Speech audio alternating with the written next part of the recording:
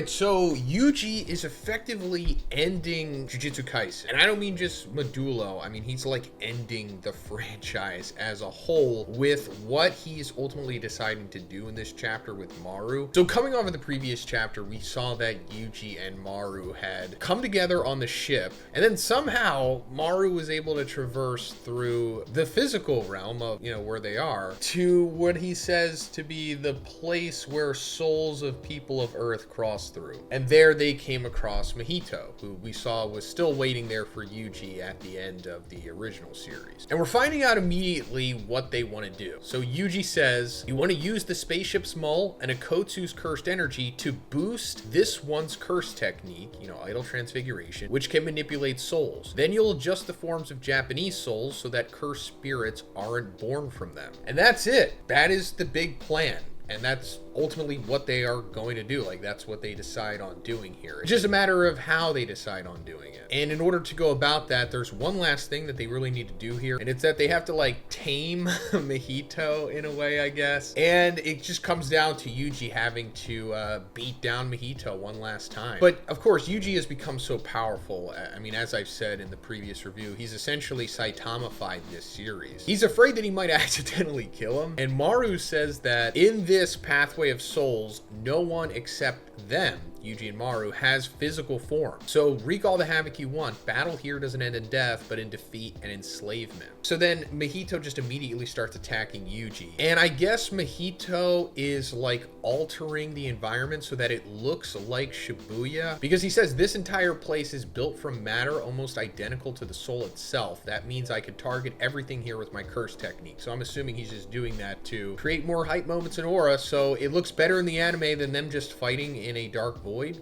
I'm just guessing. I mean, you could say that there's more symbolism to it because this is where Mahito and Yuji last fought, but come on. Now, as for this place being almost identical to the soul itself, it obviously has something to do with the greater lore of the afterlife in Jujutsu Kaisen, which we're never going to get into. So then Mahito attacks Yuji by altering the environment here and encases him in this sphere. Then he immediately goes into his domain expansion, but before he's able to fully trigger it, he just gets sliced up by Yuji's dismantles. And we see that Yuji has already fired off hundreds of dismantles. And it doesn't even look like he's moved. He's just standing there, aura farming. That's essentially what Yuji has become at this point. He's become the embodiment of hype moments in aura, like Mahito's embodiment of self-perfection. Anyway, he completely slices up Mahito and the environment around him. And he walks up to Mahito and he's like, were you always this weak? And it's like, no, Mahito's actually pretty strong. It's just that you have reached such a high power cliff that you have fundamentally altered the series in a strange way. But he knocks this piece of Mahito's head away to Maru, and this is so Maru can use the technique. And Maru somehow, I guess with his curse technique, turns Mahito into a cursed object, ?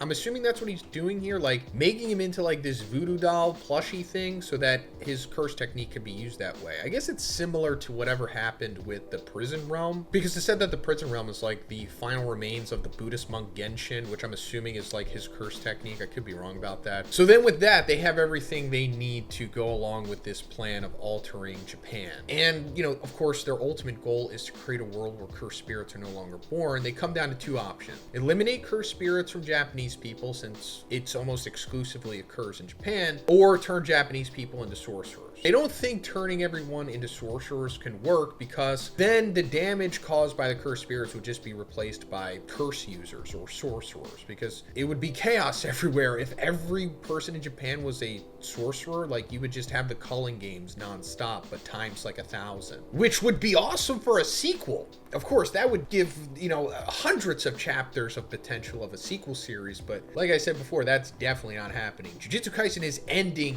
very soon, in the next 2 or 3 chapters maybe. And I mean Jujutsu Kaisen as a whole. But then they also wonder that if they eliminate cursed energy from Japanese people completely, won't that create more heavenly restricted people? Because, that's what heavenly restriction is. You have 0 cursed energy instead of a little bit of it like most people do.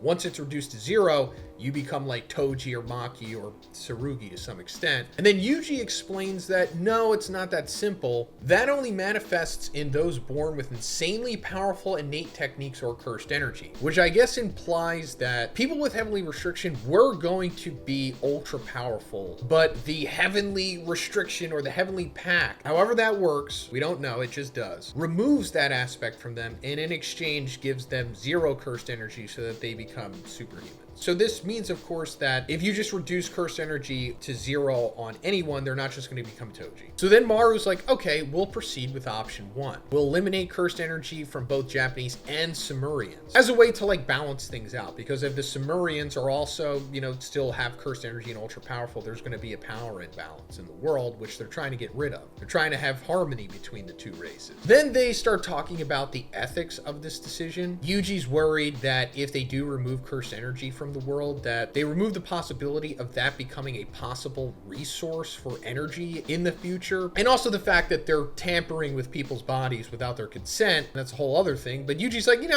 I'm gonna do it anyway because I kind of have to at this point. I'm gonna live for like another 300 years or so I want to do everything I can while I'm here, and I can accept any punishments if it comes to that. So that is revealing that Yuji's going to live for at least another 300 years, which is crazy. I thought that he'd live longer than that, but still, that's pretty impressive. Now, why can he live that long? Like we said before, maybe it has something to do with him consuming the cursed wombs of his pseudo siblings, or it's just because of the way that Kenjaku crafted his body to be the host for Sukuna, maybe.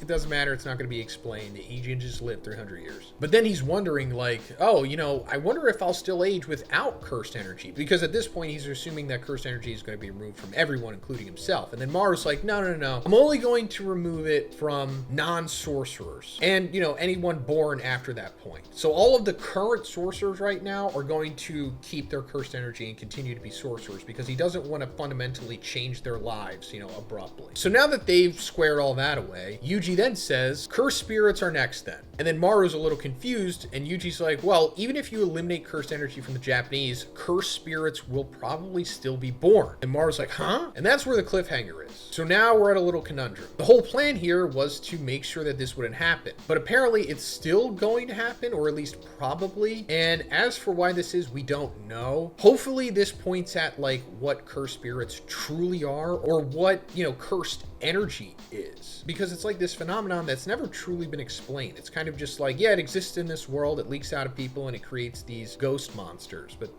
we just had to accept that is just a natural part of this existence. But maybe there's more to it, because also if you go back to after Dagon dies, Jogo like looks at his ashes and he says, leave the rest to me. Our souls will continue to circulate regardless of humanity's fate. We'll meet again in the wastelands 100 years from now. So maybe he knew something that we don't. He knows a lot that we don't, of course, but like maybe he knows that like humanity isn't necessary for them to be born, even though they are literally born of humanity's fears. And to be honest, maybe this was just like a throwaway line that Gege probably didn't even plan to expand upon, but this could be a hint, maybe, I don't know. But let me know what you think Yuji is talking about here. Why will cursed spirits still be born despite cursed energy being removed from the world? And if you liked the video, guys, please give it a like and please subscribe if you haven't already. Have a great day, and I'll see you in the next one.